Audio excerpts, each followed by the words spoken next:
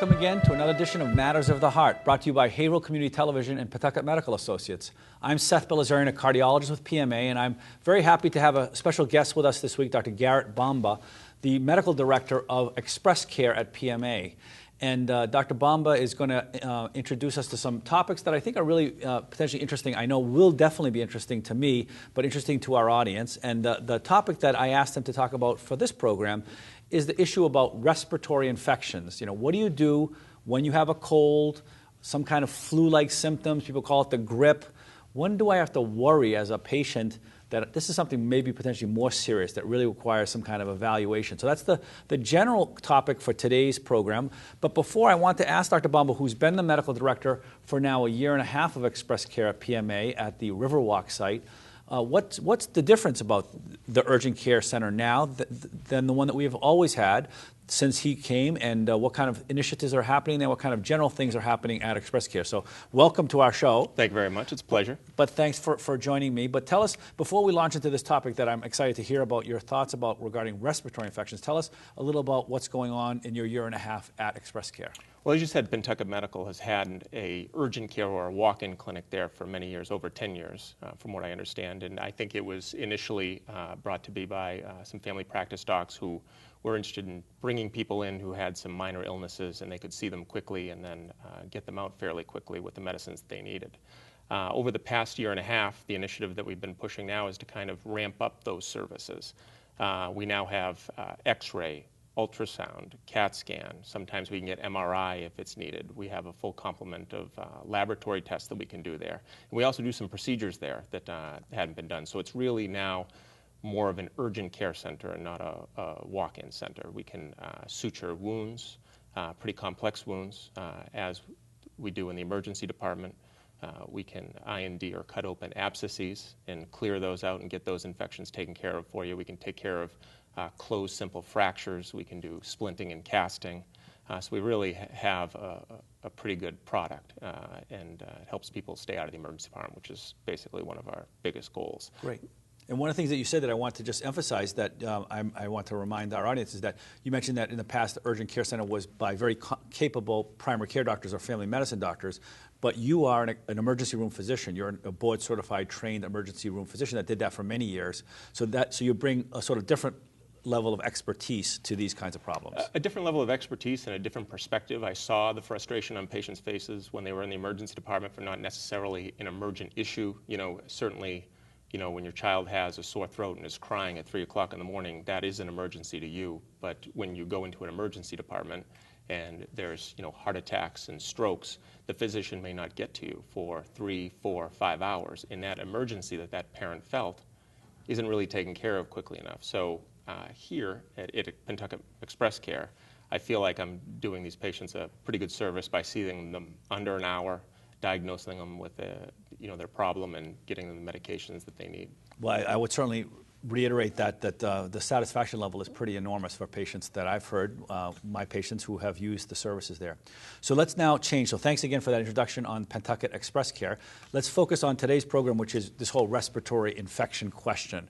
And just as you said, you used the example of a young child. You could talk a little bit about the child issue. I don't know much about children. I'm an adult doctor, so I really stay away from that. Kids have hearts too. Yes, they do, but I don't know anything about them. So I would say let's focus then. So, you know, someone has symptoms. What I guess we could just generally say, you know, the different symptoms of a cold: sneezing, congestion, headache, fever, coughing up yellow or green yucky phlegm.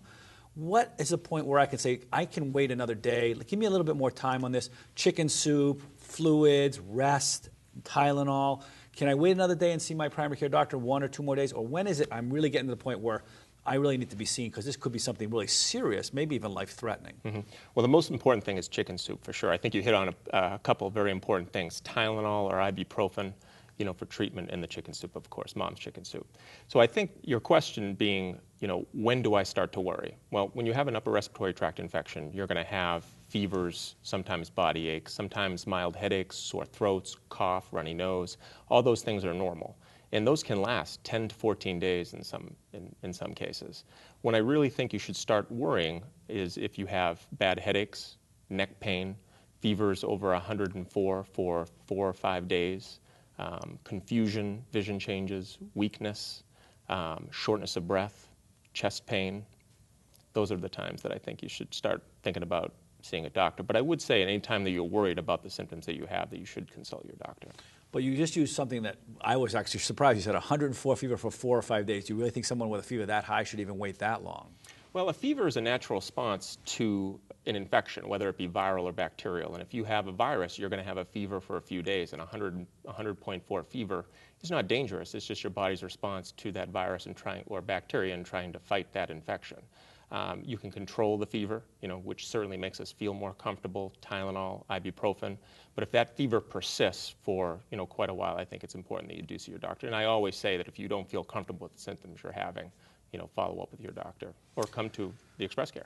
So you just made mention of about viruses and bacteria. Let's delve into this a little bit more. So people talk a little bit about bacteria and about viruses. There's a lot being written in different lay press, newspapers, magazines, about use of antibiotics. Tell us a little bit about what antibiotics are good for, not good for. Why would a doctor choose to use them or not choose to use them? What's the potential hazard of using them in everyone? So it's a good question. So antibiotics, when people come in with these upper respiratory tract infections, I think they assume they're going to get some sort of antibiotic because they know antibiotics make them better.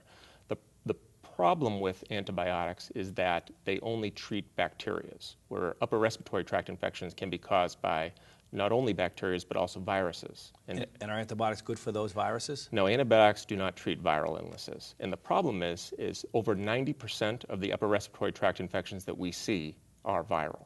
And so when patients come in, they may not get an antibiotic, and rightfully so, that what they have is most likely viral, and that virus is not going to be treated with the antibiotic. And antibiotics are really, they're drugs like any other medication that we use, and there's some side effects.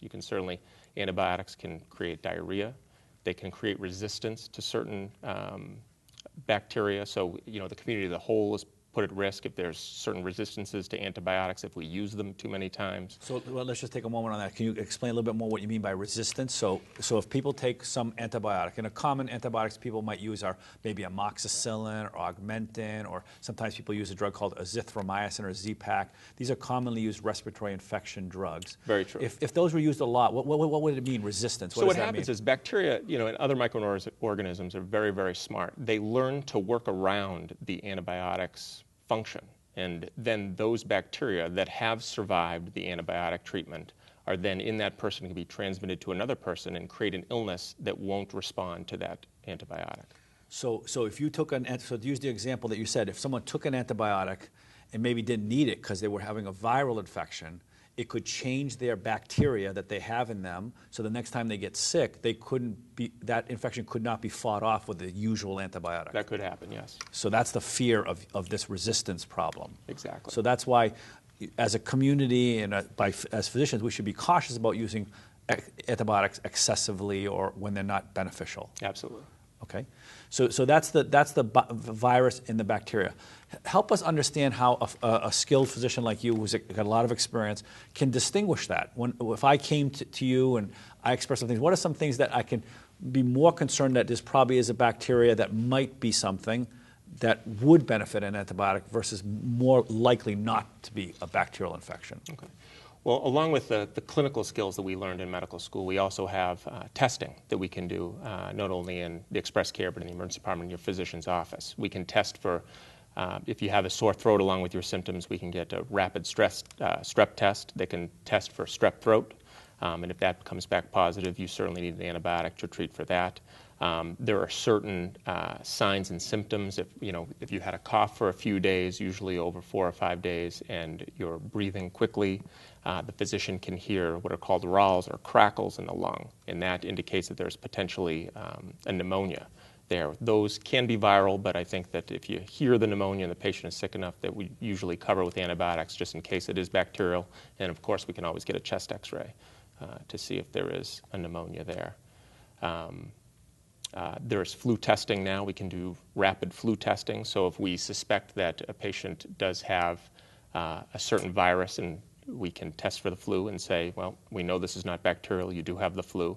And in some cases, it's important to know that folks have the flu, especially pregnant women, extremes of age, very young kids, very old adults, people with significant comorbidities, heart, lung problems, diabetes. We need to really take care of those folks if they have the flu. So it's important to know that. And there's a medicine now that we can give them to shorten the duration of those symptoms. You started by saying that there were some signs and symptoms that made you, in your experience, think more likely this will be a virus versus more likely this will be a bacteria. I think that's what you said. Mm-hmm. Can you share some of those with the audience so that people might think that if I had some more of these, I might be more inclined to want to seek an antibiotic? I think tincture of time is always a good thing. If a lot of the times I'll see somebody and they come in and they say, you know, I've had a runny nose and a cough for 2 days. I haven't really had a fever, but I just don't feel well.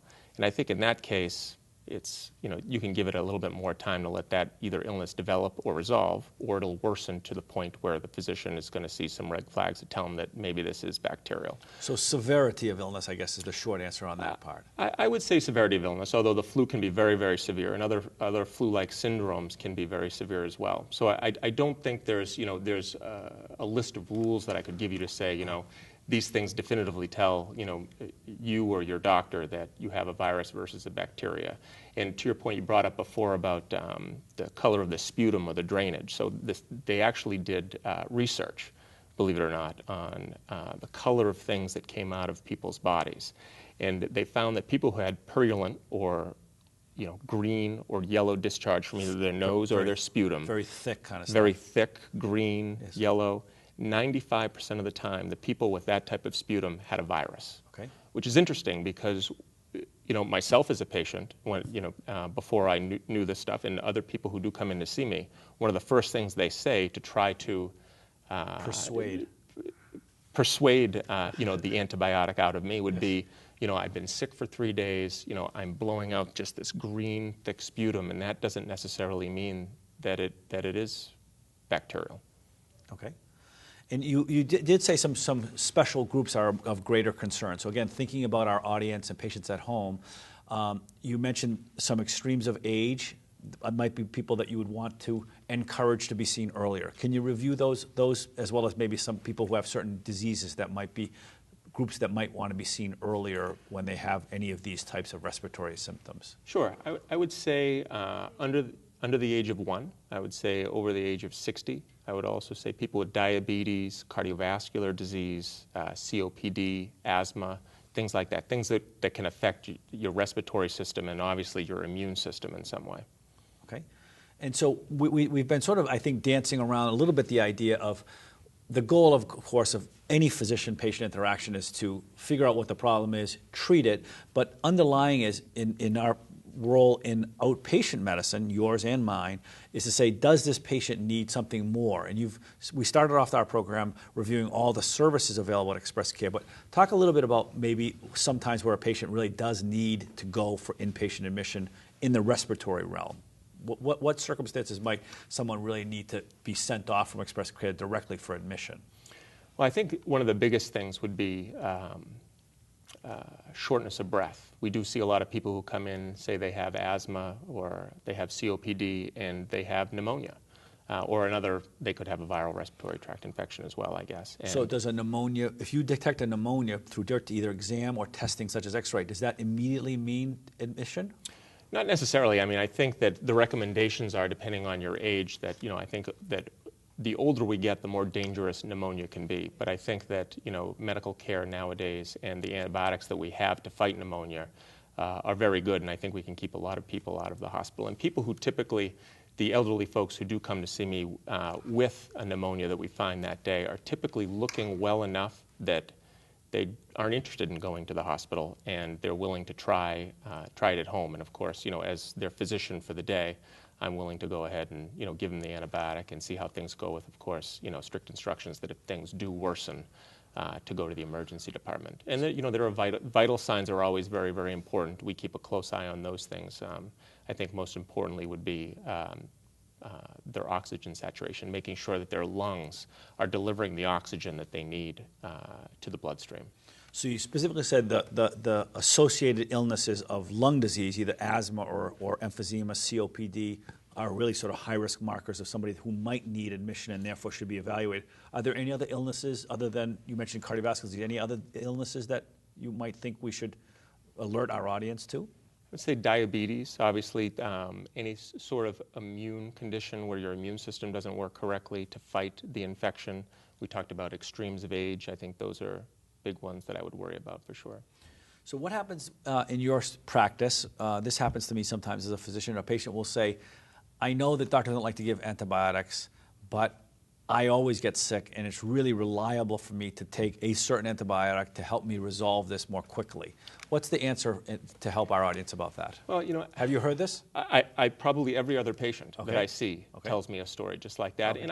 and I believe them. I was one, I'm still one of those patients. I take antibiotics when I get sick sometimes, and there are some times that I think that I need it, and did I really need it? I'm not sure. So I try to explain to them just what we're talking about today, that 90% of them, maybe over 90% of them are viral, that antibiotics don't treat viruses. And typically if the patient is uncomfortable leaving without an antibiotic because they really came with that in mind, what I try to do is I give them what's called a delayed antibiotic. I'll give them a list of things to do to try to treat their symptoms and make them feel better. And I'll say, you know what, if you're not better in 6, 7, 8 days, or you think you're getting worse, here's a prescription for an antibiotic, and you can take it at that time. So they don't leave with the fear that they didn't get an antibiotic, because I think that fear alone can have some disastrous effects. And they get the instructions that they need to treat their symptoms. Okay. So let's now take it from the next step. So let's take the two examples of one patient you recommended did not need antibiotics, and we'll go down that path, but let's also take the patient that you recommended antibiotics. What can a patient expect? I know obviously it's quite variable, but what should they do after they leave in terms of expectation of resolution, and when should they seek care again, either get back to ExpressCare or to their primary care physician? I think if they start on antibiotics, after 24 hours, they should be noticing a significant decrease in their symptoms. And certainly if they worsen after 24 hours on antibiotics, they should seek care again to make sure that they're being treated correctly and for the correct thing. On top of the antibiotic, they should also take medications to help with their symptoms. Ibuprofen, Tylenol, very good for fever control, joint aches, and just the pains of being ill. And then, of course, there are all the symptoms that go along with these upper respiratory tract infections, and there's various medications to help each one of those symptoms. So you mentioned the delayed antibiotic strategy that you use in some patients, and you said 5 or 6 days. So I'm guessing that that's how long you would expect a patient who was sent without antibiotics should wait to seek attention again if they're not resolving. I would say so. Again, these viral illnesses can last 10 to 14 days, and you expect that once they come to see me, they've already been sick for at least a few days. So we're kind of coming on that, that 10 days of being ill. And certainly if the illness matures and they start developing, we always say if you develop new symptoms or things worsen, to return. So talk about what advice makes sense for patients with regard to their risk for being contagious to others, either a child returning to school, an adult returning to work. What are the issues or recommendations that you can give them with regard to how long they should wait and what kind of precautions they might take to hopefully reduce the risk to others? I would think that I bet that every doctor has their own little spiel. So that's why we're asking. Yeah, we're collecting data. But I typically, in adults, not in children, but in adults, I always say if you feel up to going to work, I think it's reasonable that you go to work, as long as you have good hand wash, so good hygiene, basically. Wash your hands, cough into your elbow, and don't obviously share eating utensils, toothbrushes, or obviously kiss anybody on the face, because then you could transfer that illness. If you do all those things, it's very unlikely that you're going to cause somebody else to get sick. Now in kids, you can't tell them to do those things because they just won't. Their hands are in everything. They're touching their mouths, they're touching doorknobs, and they're going to give other kids everything. So typically we tell them 24 hours being fever-free is a pretty safe bet for them. Okay. And let me just ask another question that you touched on earlier. There's a lot of content here, but you mentioned about how the flu can be now treated with a medicine that doesn't get rid of it, but shortens the duration of the illness. Yes. Can you talk a little bit about what reminders people should have for flu in general in terms of flu prevention? Who should be thinking about flu vaccines particularly? Well, I think it's a good idea for everybody to get the flu vaccine. I certainly get the flu vaccine. My entire staff gets my entire family gets the flu vaccine. And the reason it's important is because it may not be important that I get the flu. I'll just be sick for a week. But God forbid that I walk into that store and cough on the poor 80-year-old woman with the COPD that I happened to walk by when I coughed, and then give her the flu, then she gets sick. So if I can reduce my transmission by not getting it, and everybody else can do the same by getting this vaccine, I think we're going to help quite a few people. And then, of course, we talked about the other folks who are at risk for getting sick with the flu, and those people should certainly. So really get the young vaccine. people, really old people, and people with either lung or heart disease, I guess was the short summary of that. Okay, very good. So, so I think that we've done a pretty good job starting off with things people should think about in terms of when they should come in. We talked about what they might get in terms of evaluation when they come to ExpressCare. We talked about some different treatment strategies. We talked chiefly about antibiotics versus no antibiotics. We really sort of skipped over. I mentioned a couple, but could you give us a list of antibiotics that you commonly use for this disease process and what some choices are in that category? I would think that amoxicillin is a very common one that people get quite often. Amoxicillin, Augmentin, which is amoxicillin with clavulanic acid, which is just adds a little extra kick to it. Zithromax is another one that we commonly give and has been in the news recently for concerns about heart rhythm problems. Exactly, Yes. which really hasn't changed my practice at all. It's a fairly safe drug. I've given it to my kids since all that news came out. I think it's certainly, I think one of the newspapers said Zithromax killer, which I thought was a little bit overkill. I would say a little bit. Yeah. So we use that quite a bit. And then there's some other antibiotics in the quinolone family, Levaquin, Avalox, that we treat for folks who we knew had pneumonia or had some significant comorbidities that we were worried could get sicker. Okay. And just can you help me, any selection choice between those? You mentioned the last one was for more sick patients, but how about between the Augmentin, the amoxicillin, Sure. and the... So if you came in, folks come in, they have a sore throat, a runny nose, and a small fever. They've had it for a few days. We do a rapid strep test, and they have a positive strep. They have strep throat. I would probably put them either on penicillin. Sorry, I didn't mention that one, which is basically like amoxicillin, or amoxicillin. So penicillin is really the preferred drug specifically for strep throat. Penicillin is the first-line drug for strep throat, although I think that a lot of physicians are getting away from it because we're seeing a lot of failures with that treatment nowadays. And again, to my point that we made almost at the beginning of the conversation, the more you use an antibiotic, the more bacteria are going to be able to get around that antibiotic's mechanism. So there's someone sitting at home right now saying, so what? Use a different antibiotic. But our fear is that eventually there won't be another drug. Exactly. So I just wanted to address that cynic in our audience who is saying, so what? Great. So just again, summarize, we're running short on time, but I think you've really done a beautiful job taking us through the respiratory illness issues of what to be worried about, symptoms, the availability of ExpressCare. You didn't actually tell us, you did tell us that there's a broad range of services, but tell us when people can visit ExpressCare. What are the hours of it? Oh, so during the week, 7:30 to 7 o'clock. And then on the weekend, Saturday, we're open 8:30 to 4:30, and then on Sunday, we're open 8:30 to 2:30. Okay, so those times are available for people 7 days a week, but some shorter hours on the weekend. And you went through, I think, beautifully the description of what evaluation methods there are and why a physician might choose or might not choose antibiotics, and ultimately some antibiotic choices. And then came back to the end. At the end, we talked about what a patient should be concerned about revisiting either their primary care doctor or you if symptoms are not resolving. And we also even touched on prevention with flu vaccines. And another vaccine we didn't mention, but I'll just mention, called Pneumovax for a particular kind of pneumonia called pneumococcal pneumonia, particularly in older people or people with lung disease. So wow, what a tour de force of respiratory illness in a very short time here on Matters of the Heart. So I don't have much else. Do you have in the last few minutes something you'd want to add that we maybe would finish this up? I would say that any patient armed with the the information we give them today ever has any questions, I would urge them to call either a primary care doctor. They can always call the ExpressCare, and we can answer the questions that they have and get them the care that they need. Okay.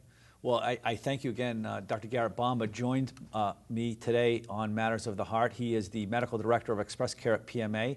And many people in our audience will say, where have I seen him before? And you've seen him on billboards in a variety of places around the Merrimack Valley announcing the ExpressCare hours and other availability. So it was really great that he took time out to join us today and covering the topic of respiratory illnesses, particularly upper respiratory illnesses, and the topic of diagnosis, management, and treatment. And I thank him again and look forward to seeing you next time. I'm Seth Bilazarian with Pentucket Medical. Thank you from Haverhill Community Television. Good night.